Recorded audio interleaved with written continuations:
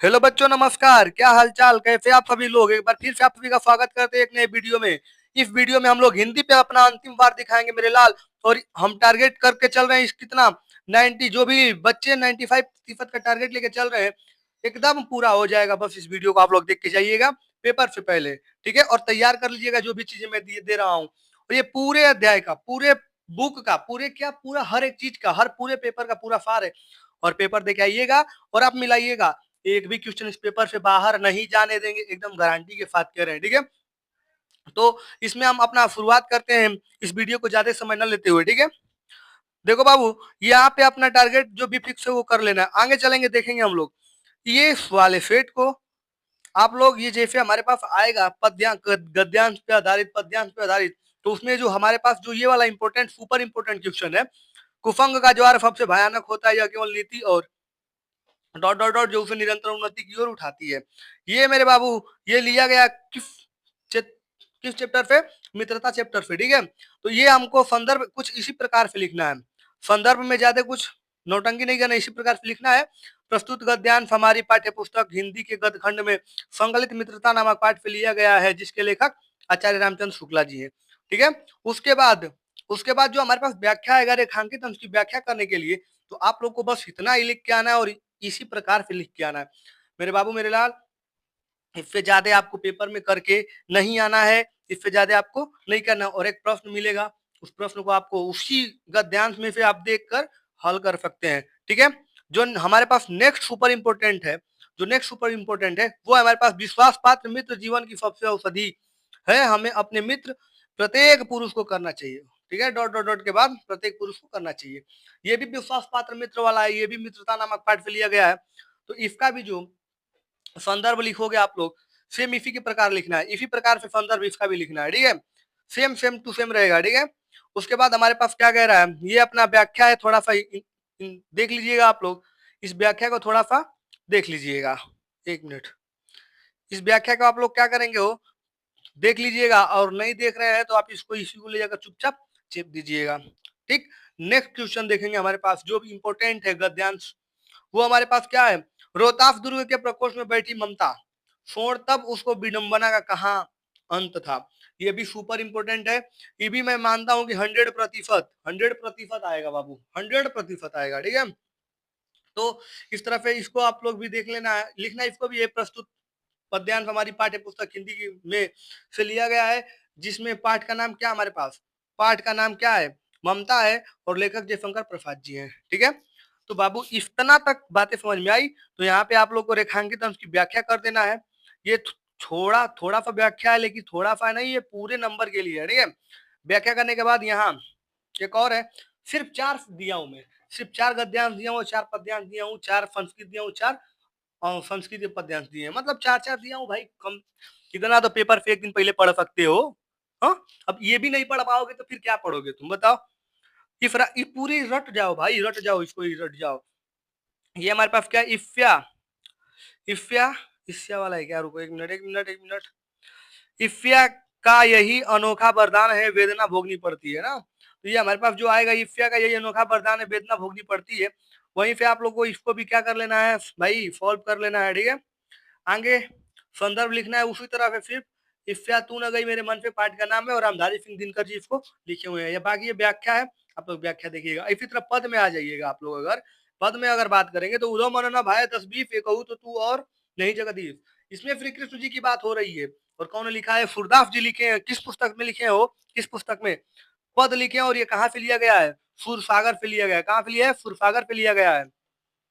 इसके बाद आप लोग आगे जब आगे बढ़ेंगे तो ये व्याख्या हो क्या है, आप लोग इसको पूरा एकदम रट जाइए मेरे लाल, रट जाइए। इससे ज्यादा कुछ नहीं सवाल में आएगा।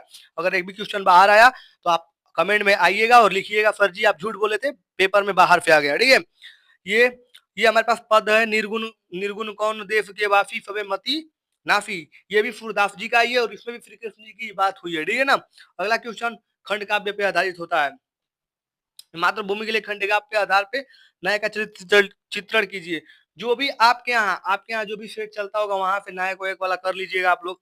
उसके बाद लेखक में आप लोग किसको याद किए, किसको नहीं याद किए, इन तीनों लोग को कंफर्म याद कर लीजिए, एकदम 100% याद कर लीजिएगा।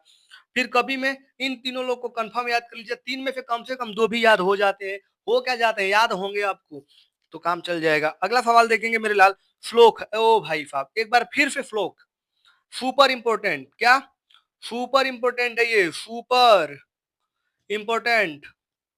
इन दोनों को आप रट लीजिएगा, दोनों में से दोनों को रट लीजिएगा, क्योंकि क्या पता दोनों में से कोई एक पेपर में आ जाए, और पेपर में आ जाए तो आप लिख नहीं पाएंगे। उसके बाद संस्कृत पे आधारित प्रश्न आते हैं बाबू, जो हमारे पास संस्कृत होता है, संस्कृत पे आधारित प्रश्न आते हैं।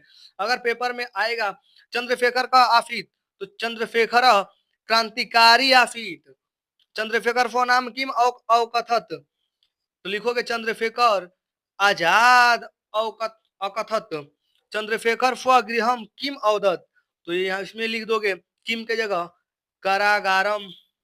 ठीक, उसके बाद वाराणसी कस्य नगरी अस्ति, तो विविध विविध धर्माणा, यानी कि जो धर्म, जो विभिन्न विभिन्न धर्म के बारे में होता है, विद्या केन वर्धति अभ्यासेन वर्धति, दान कस्य मित्र भवति दानम, भारतीय संस्कृति मूल किम सति विश्वस्य, अलछेंद्र का अस्ति, भाई देखो सुपर इंपोर्टेंट, अलछेंद्र क्या है, अलछेंद्र वाला सुपर इंपोर्टेंट है, अलछेंद्र वाला सुपर इंपोर्टेंट है।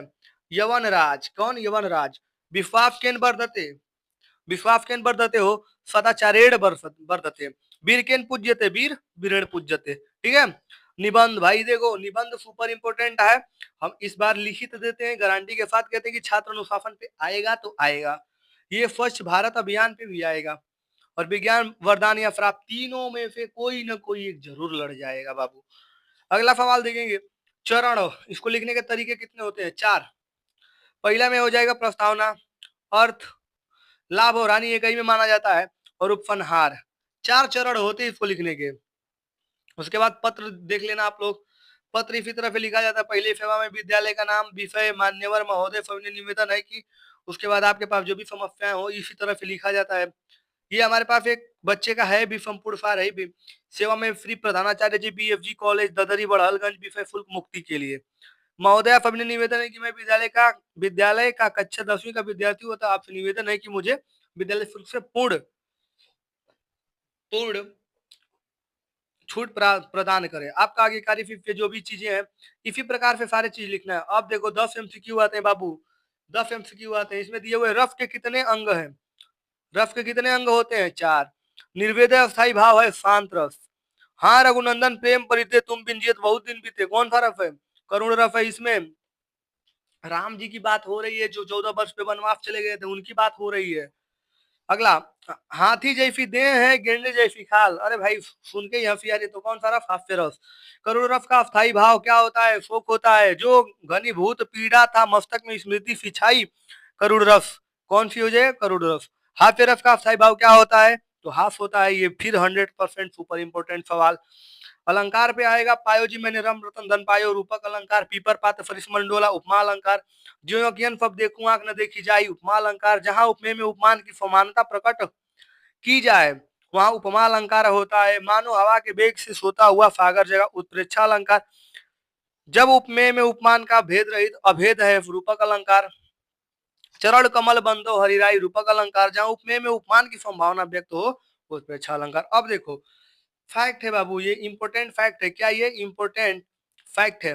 जहां भी जब आपको साफी फे फम शरीफ आदि दिखेगा वहां उपमा अलंकार हो जाएगा, जहां जब या डैफ दिख जाएगा, डैफ, तो रूपक अलंकार हो जाएगा, और जहां मानो दिख जाएगा वहां उत्प्रेक्षा अलंकार हो जाएगा। आगे देखेंगे क्या कह रहा है वो, सोरठा में पहले चरण में कितने मात्राएं होती है? 11 मात्रा होती है। रोला में कुल रोला में रोला में कुल कितने चरण होते हैं? 4 चरण होते हैं। सोरठा में पहले एवं पहले एवं तृतीय में कितनी मात्रा होती है? 11। सोरठा में दूसरे और चौथे में कितने होते हैं? 13। जो सुमिरत फिदी होई, क्या है भाई? सोरठा है। छंद पढ़ते समय आने वाले विराम को क्या बोला जाता है? यति बोला जाता है। कि छंद के प्रत्येक चरण में 11 और 13 के विराम में 24 मात्राएं होती है। रोला में होता है बाबू, रोला में। इसी तरह सोरठा का पढ़ लेना है, चौपाई का पढ़ लेना है। अब आता है बात उपसर्ग की, तो उपसर्ग का थोड़ा सा आप लोग जूम करके देख लीजिएगा, ये उपसर्ग है, ये एकदम रट लीजिएगा भाई, सुपर इंपोर्टेंट। अब आ जाएगा समास, ये हो जाएगा हमारे पास समास। ठीक, तो यहाँ पे हो जाएगा आपका पूरा पेपर खल्लास, क्या हो जाएगा? खल्लास। और अगर आपने इतना भी करके गए, अगर आप इतना करके जाते हैं पेपर में और अच्छे से लिख के आते हैं ना बाबू, तो मान लीजिए मेरी बात को, गाँठ मार लीजिए, एक भी सवाल बाहर नहीं जाएगा, एक भी सवाल बाहर नहीं जाएगा और आप अच्छे नंबर से पास हो जाएँगे, ठीक है? तो मिलते हैं इसी तरह नेक्स्ट क्लास में, तब तक के लिए बाय बाय। सभी को मेरे तरफ से all the best, all the best for examination बाबू। और आप लोग के लिए इतना काफ़ी है, आज के लिए इतना काफ़ी है। मिलते हैं पेपर होने के बाद, पेपर सॉल्यूशन के साथ, ठीक है? तब तक के लिए बाय बाय।